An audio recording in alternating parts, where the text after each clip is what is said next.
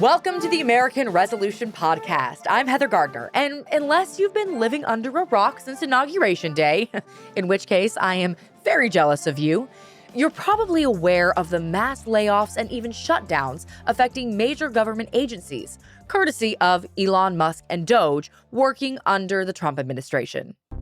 The Trump administration continues to hollow out the federal workforce, and more cuts are in the forecast, despite courts largely siding with fired employees so far. From the Department of Education, this afternoon, the department announced drastic cuts to its workforce. In fact, nearly half of the employees will be fired. The mass firing of federal workers is now underway. It was ordered by the Trump administration in an attempt to cut down the deficit. Among the cuts are more than 1,000 employees from the Department of Veterans Affairs. Well, new tonight, the Trump administration is cutting 2,000 jobs at the U.S. Agency for International Development and placing most of the remaining staff on leave. Now, I understand that people can make good faith arguments that some of these agencies are bloated and that tax dollars aren't being spent in a way that benefits all taxpayers. But almost no one is making that argument about the agency we're focusing on in this episode, since it's the one we all rely on every single day. Hurricane Donald is coming for NOAA, the National Oceanic and Atmospheric Administration. NOAA is one of America's premier scientific agencies. It employs over 12,000 people, mostly scientists, and oversees things like collecting data for our weather forecast and managing our coasts and oceans. You know, kind of important stuff. I spoke with Monica Medina, former deputy administrator of NOAA. We talked about the agency, why NOAA is being targeted, how these cuts would cripple the agency, and how that could make all of us less safe. We recorded this conversation in the morning a couple weeks ago, and by that afternoon... All right, we're getting some breaking news that we've been following over the last hour with the Trump administration official confirming that about 5% of the National Oceanic and Atmospheric Administration are being let go. That agency includes the National Weather Service. They work together to put together sometimes life-saving forecasts for severe weather threats. After that initial round of layoffs, even more employees were let go a week later. Fortunately, a U.S. district judge issued a restraining order and many employees have been reinstated. But the future of NOAA, like their weather balloons, is very much up in the air. And sadly, this all comes on the heels of a severe storm in the South that killed over 40 people. So I sat down with Monica to learn more about NOAA and what dismantling it could mean for me and you. Monica, I am so excited that you are here today. I love how we had like a little DM situation going on and now you're here. I know. It's so exciting to be here. Thanks so much for having me. I look forward to this conversation because I know it's going to be fun and interesting. It is going to be fun and interesting, although I will say, when we're talking about dismantling the National Weather Service and cutting funding for our, weather, I don't know how we're going to make that fun. That's What's a little more mundane than the me. weather? What is more... Except now, we need these services more than ever. And so I'm thrilled to be able to talk about the work that the great people at the National Weather Service do and why we have to hold on fast to NOAA and the National Weather Service because they're a gem. Well, why don't we start there? What exactly is NOAA and what is the work that they do? So NOAA is a science agency created by that great President Richard Nixon. I can't say he did a bad thing here. It's a great little agency. It was born out of the environmental movement, and he had a pet peeve with one of the other cabinet secretaries, so he stuck NOAA in the Department of Commerce. But it actually works just fine there. It's all about our atmosphere, weather, our coasts, and our oceans. And so when you put all that scientific data together and you have a whole lot of really smart scientists thinking about what is going on with our planet kind of every day, like what's the weather like here in Washington, D.C., where I live, or in California, or around the world where it might impact us in another day or two. And then they also have satellites that are looking at kind of like what's happening in the ocean. Is it getting more and more acidic? Yes. Is it getting warmer and warmer and warmer? Yes. And then they also do things like regulate fishing, commercial fishing in this country, which, is a huge source of food and protein and really nutritious, good food for people. And we need to keep those fishing communities and coastal fishermen going, but it doesn't happen by itself. So it's a wonderful little agency that's really grounded in science and has been apolitical for the most part until the last few years. Interesting. And so what is the difference? Because I first became, obviously I think we all know that like weather exists and someone has to be getting the information to us via our app or, whatever it is. But I'm not sure that I ever like put the two and two together, or what a luxury that I never even had to think about this until I started reading into Project 2025 and and we'll get to all of the stuff on Project 2025. But what is the difference between NOAA and the National Weather Service? Are they separate entities? Do they work together? I'm assuming they communicate with each other here. So NOAA is sort of like the holding company or the corporate sponsor of the National Weather Service. It's one of the 5 sub-agencies within NOAA, which is a sub-agency within the Department of Commerce. So it's kind of buried in a big old government agency that does a whole lot of things like patents and trademarks and the census and this.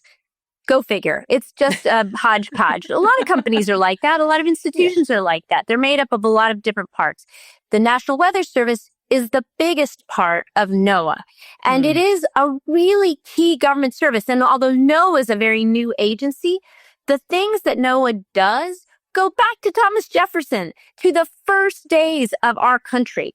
They do things like nautical charts. Like, if you're a boater and you want to go sailing around, you pull up the nautical chart on your electronic system on your boat.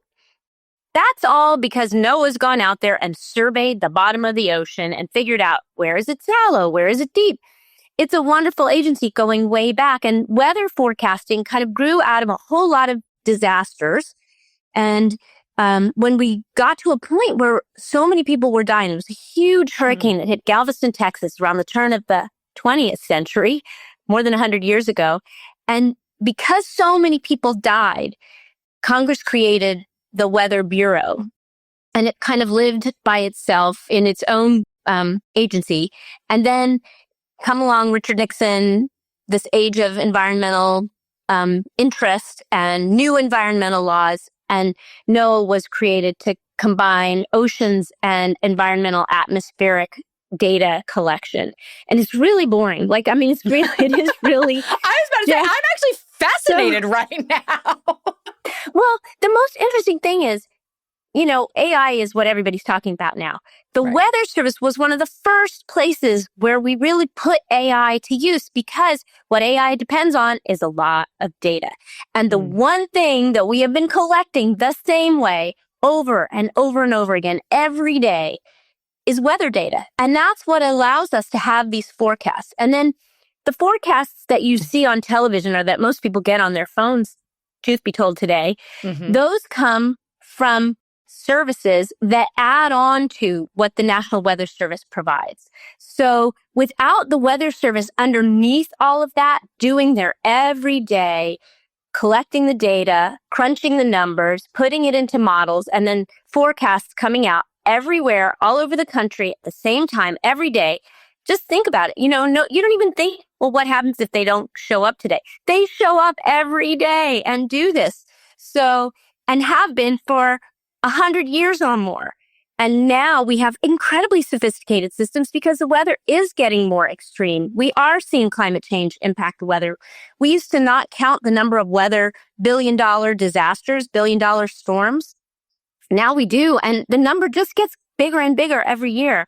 And we know that it provides important life-saving or, really important business information for people. So without it, I think we will have a giant hole that we can't fill again, because what it depends on is collecting that data every single day the same way. And the weather forecasters in every part of the country, every state, many, many, many offices within states, offices at airports, these people put out a product every single day, rain or shine, obviously, they do it because we need that information to live our daily lives the best way that we can.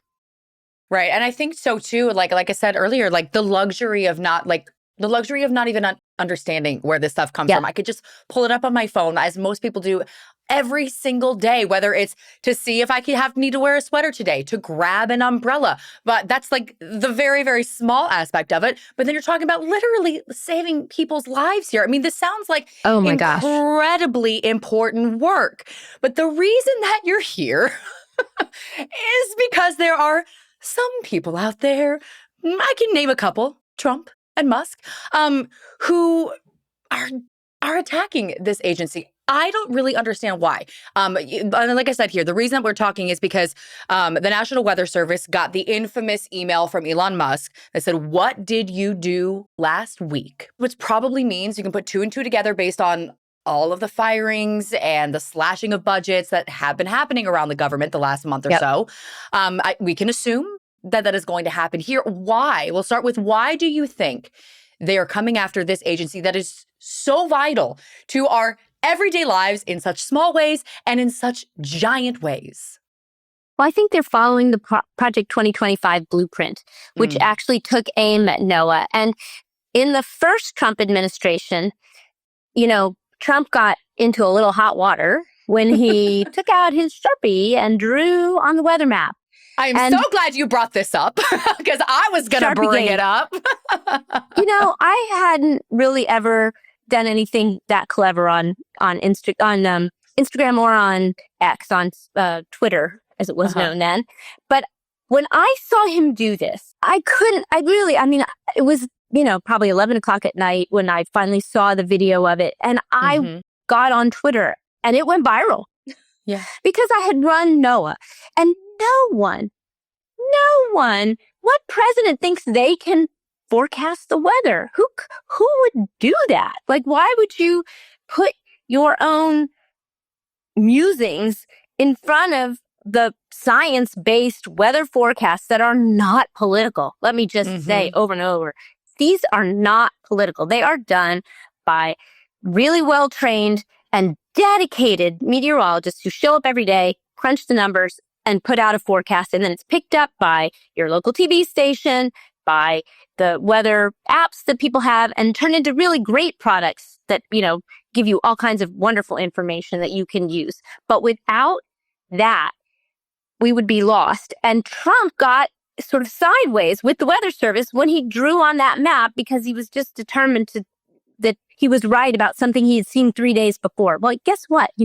Every day when a hurricane is coming, and this was about Hurricane Dorian, and it, where was it going to land? Where was it going to make landfall? Which is a big deal. Getting that right is huge. It's the difference between life and death for some people. If you tell people it's going to hit in the wrong place or too wide a place, then a whole lot of people get evacuated or board up or spend a lot of money and time worrying when they don't need to. So it's really important to get it as right as possible. And NOAA has been doing its darndest to get it right, as long as they've been in existence, because they started because of a hurricane that hit and killed 8,000 people in Galveston, Texas. So, it goes back to that. That is the core of what they want to do. And it's the same with tornadoes. We've been working so hard to get tornadoes and forecasts about tornadoes to be in advance enough that people can get out of harm's way. So when Trump drew on that map and then got in hot water about it being wrong, and some poor young forecaster in Alabama started getting calls, "Hey, is the hurricane coming our way?" He didn't know who'd said the hurricane, who was giving out this bad information. His job is to put out the right information, to tell people that they aren't going to be in harm's way. Again, that can be as important as telling people that they are. And so when he changed that, I think, that caused this whole huge ripple effect through the agency about who was going to be able to change a weather forecast and why. And, here we are, where I think it became a place where Trump wanted to get revenge. I mean, to be fair, I believe personally that Trump thinks he is God. So, so maybe he thought that he was this is just what God does. These are acts of God. He's going to predict the weather. Can you imagine if he was actually right and he's like, I am the anointed one. Like so many people think he actually already is. So it sounds like what you're saying here, correct me if I'm wrong, Trump has a personal vendetta Which is, I mean, I know a lot of people might think, and, there's been a lot of chaos since the administration took power on January 20th, and Musk, has taken over the government, a hostile government takeover. It's my number one favorite song right now. But I think if you're just a casual viewer of this, you might see these attacks on agencies as pretty random. But I would argue against that. And I think that's what you're saying here, too, that this is like a personal vendetta in the same way that Musk went after the USAID because it was a personal vendetta. Why he's gone after the 10 agencies that he's first gone after are the ones that are investigating his companies. Putting two and two together here. So really, we're all getting what a co-winky-dink. So you're saying we might be less safe because Trump just couldn't be wrong back in 2019. Well, and I think, yes, I think there's definitely a part of it because it really did get under his skin that he was so soundly pushed back about his crazy Sharpie. I mean, because no one had ever done it before. It's just insane. Why would a president tell people who aren't in harm's way that they are? Nothing about it makes sense. But, he doesn't like to be wrong. I think that's part of the problem. And so that put a bullseye, I think, on NOAA. But on top of that, there are all these private weather services. And his original nominee for NOAA the first time was a person who ran one of these big private weather services. And so there was this question, do we really need NOAA? Do we need the government? Couldn't just the weather services, the private ones, the Weather Channel and AccuWeather, do this on their own? And the answer is no, because they don't go out and collect all the data. They don't have planes that fly through the hurricane. Like, we have these incredible public servants who fly through hurricanes in order to gather the data. And the hurricanes, the last few, have been ferocious. I mean, you watch the video of the people who do this and you think, oh my God. They're crazy. And they do it out of dedication. And, it is safe enough. It's not, we've never had a major mishap around them. But it isn't fun, I don't think. Maybe if you love roller coasters, which some people do. But anyway, I think, it is a challenging job. And, we have these dedicated people who do that. The Weather Channel's not going to do that. And what if, they make a bad investment or they don't have enough viewers because they charge too much and then people, can't afford the app? Then what? Like, the whole thing will fall apart and go away and you can't put it back together. Once it's gone. I was about to say, if they break it apart, can they put it back together? It would be super hard because what makes this valuable, priceless, I would argue, is the fact that they've been collecting the data the same way, the same places, day after day, all over the country and really all over the world forever. Now, they keep adding more. It's not like we collect only the same data.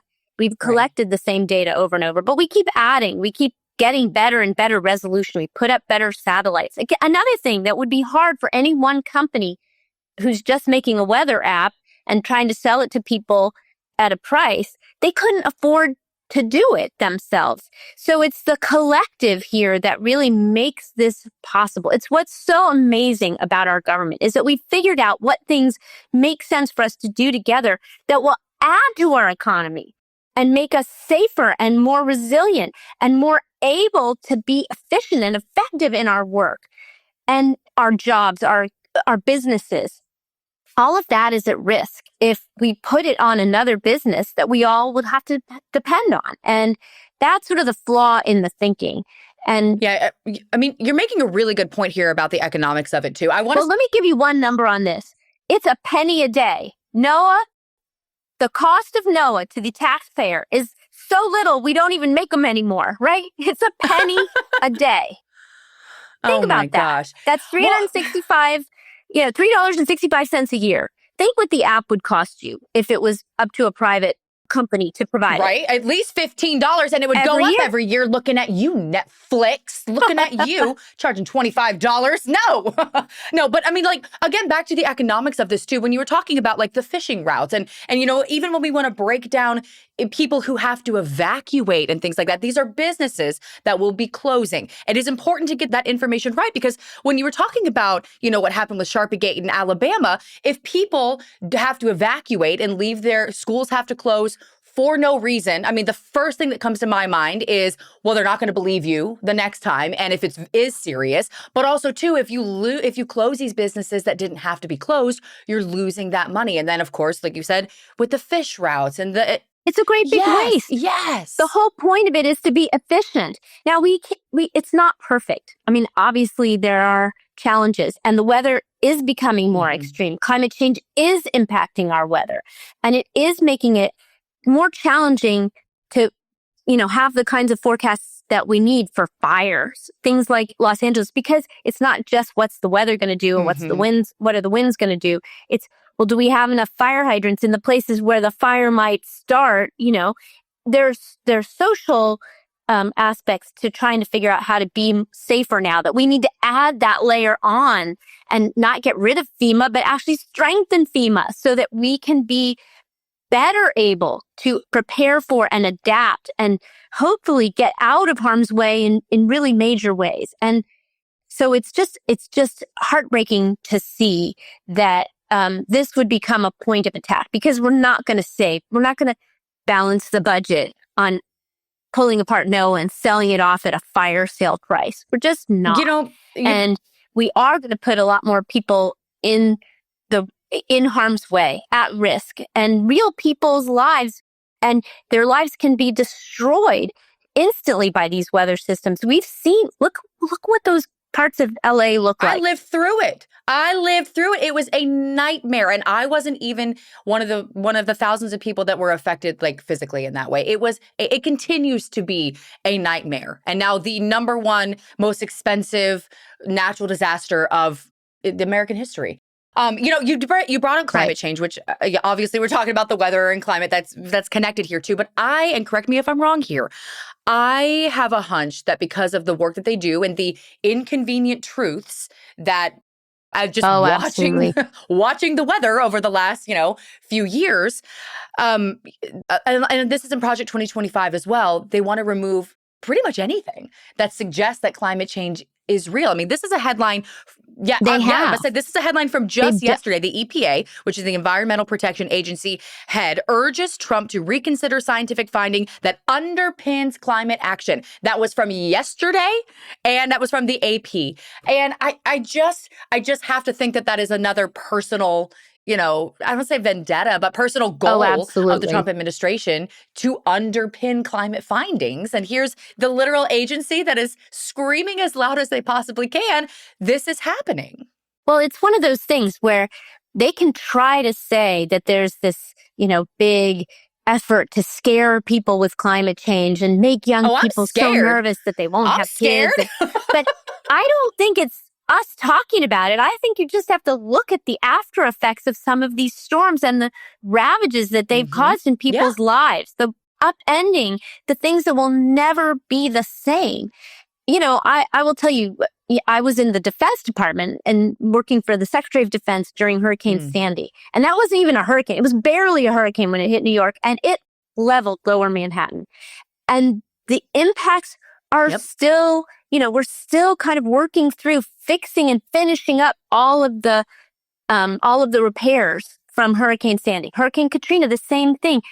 Many people have never returned to New Orleans. We have climate migration in this country today, and I suspect the same thing will happen in LA, and people won't all go back, and things won't be rebuilt the same way. And maybe that's okay, because it shouldn't be.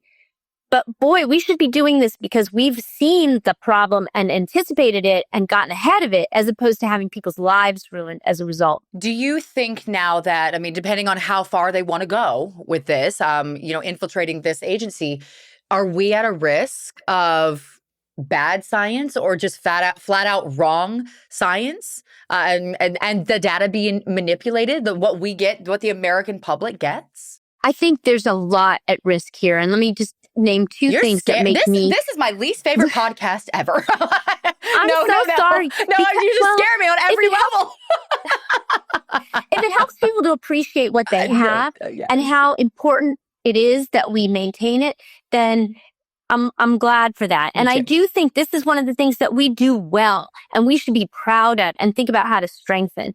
But I will say I worry a little bit about the believability of the agency, because President Trump and people like Marjorie Taylor Greene, who spread conspiracy theories about the government actually directing the hurricane during, last fall's storms, that was totally wrong. It is not possible.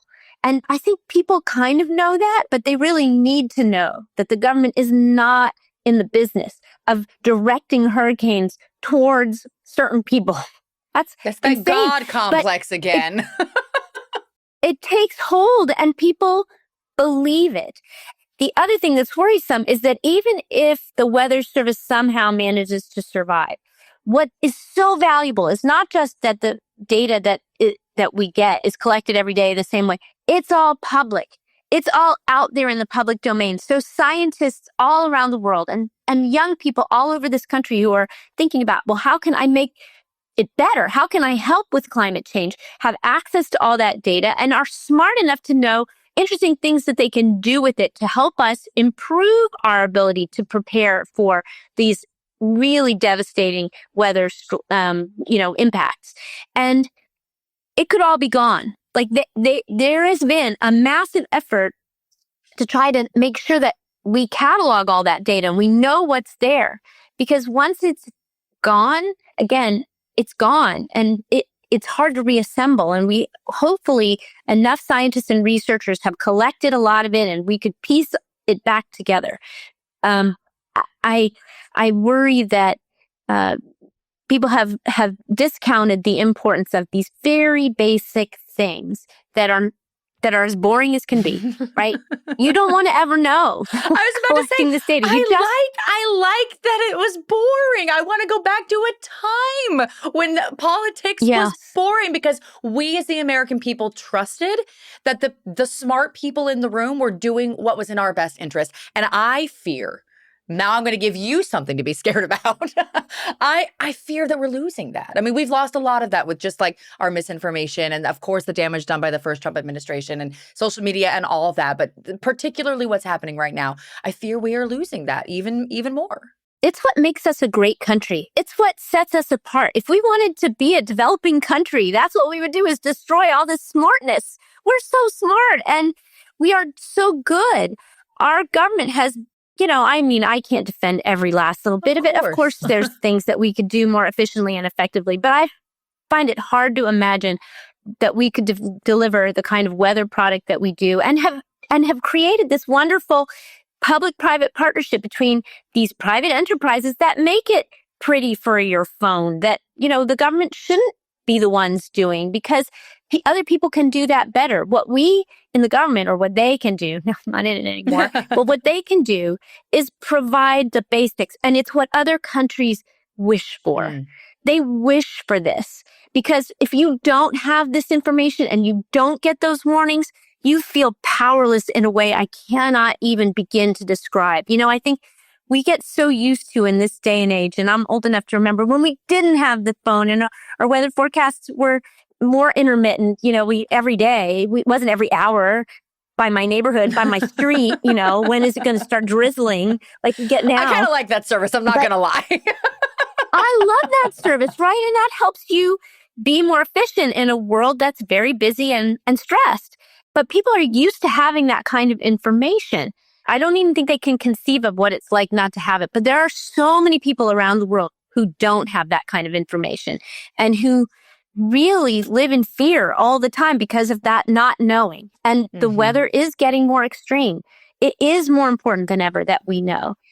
It can save us a lot of time and money and a lot of lives, but only if we keep it up. So one last question for you. If people are listening right now who are just as freaked out as me, what can we do? What can the American people do to fight back against this agency in particular, but maybe all of the agencies and everything that's happening right now? Well, I think that it's amazing what you see happening around the country when members of Congress go home and they hear, don't take away my veterans' benefits. Amen to that. Don't cut the FAA because I need to get to see my grandmother this week. And I don't want to worry that the plane I get on isn't going to be able to land safely or whatever. This is the same thing. People need to speak up. And I will tell you, it's amazing to me. When I was at NOAA and we thought about ever closing a weather service office in somebody's congressional district, oh my God, they were on the phone. You may not close that. There's a reason why people value these things. And one of the other wonderful things about that local forecaster who fixed the forecast that Donald Trump, got wrong, basically, was that he was a member of the community. People knew to rely on him. And I will tell you, we didn't use Twitter at first when the Obama administration started. Twitter was just getting started. Twitter has now become a way that we warn people, and they do rely on it for information. And I really hope that the person who owns Twitter understands what a valuable thing he's providing to people for that purpose. Because before that, we had NOAA weather radios and they didn't really work. People rely on this information every single day. And if they speak up and tell their congresspeople, their senators and congressmen, their mayors, their governors, there's a place where I think speaking up matters. And hopefully, because it's not much money, there really isn't much to be saved here. DOGE and the Trump administration will see that this is not the right place to find efficiencies. Well, this was a fascinating conversation, also a scary one. Although now I'm feeling hopeful again. You know what? You have just given me quite the roller coaster of emotions here, Monica. Is there? Well, I want to give a shout out to all the weather forecasters out there, all the NOAA employees, all the people who do those surveys, who fly through those storms, and a shout out to all the local weather forecasters who take this information and turn it into the things that people rely on. And it is a wonderful partnership. It's a beautiful thing. And we are so lucky to have it. And I hope that we can maintain it because it is a national treasure. So hold on to NOAA. She's holding up was that a sticker or a pin or? It's a sticker. Oh, cute. It says, hold fast. And this is the NOAA logo. So I think about the people who work there every day, who love their jobs and love serving their country this way and provide a wonderful service to all of us that we need.